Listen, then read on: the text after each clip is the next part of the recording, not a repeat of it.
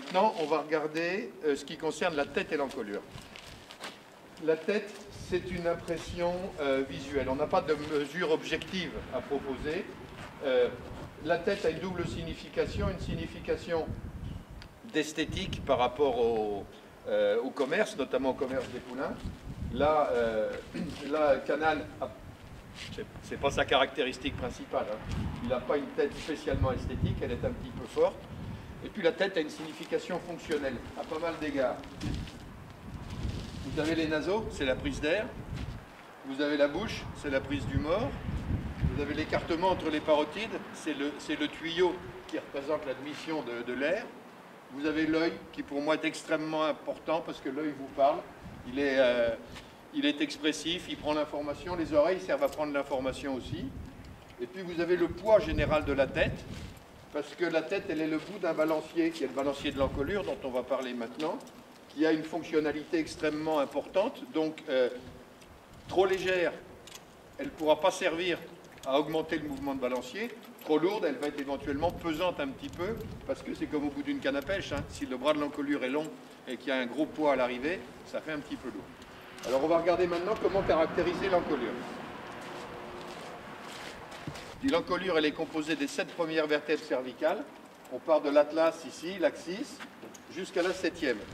Alors pour repérer la base de la 7e vertèbre cervicale, on peut admettre comme règle une main ouverte à partir de la pointe de l'encolure.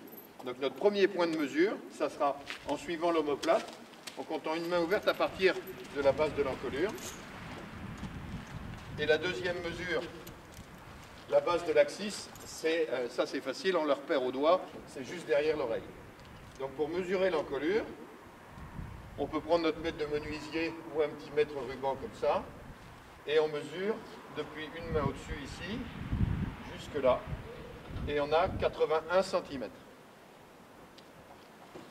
On va, pendant qu'on est là, faire une deuxième mesure aussitôt après, parce qu'on va comparer la taille de l'encolure, qui est un balancier, avec la longueur du dos.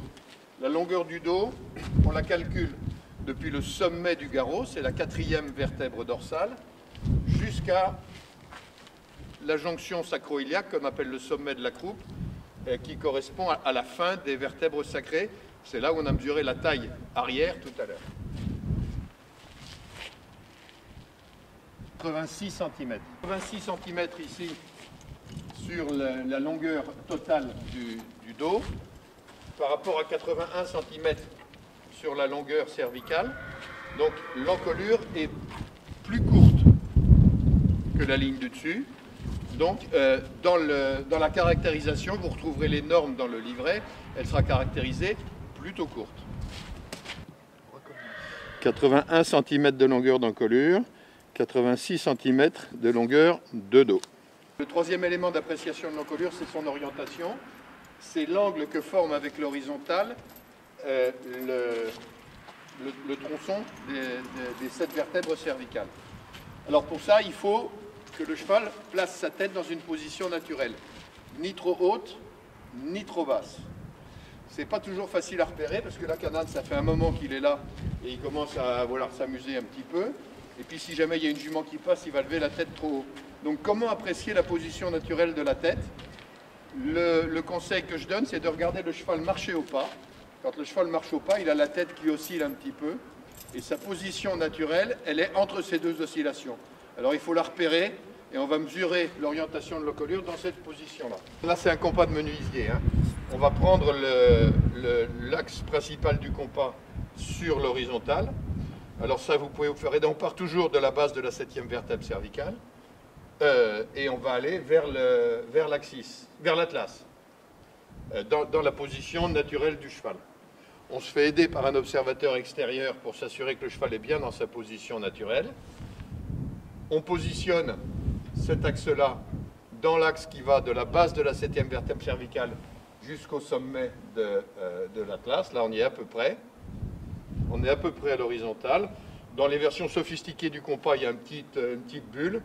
Et là, voilà, on a un angle. Cet angle-là, on va le mesurer.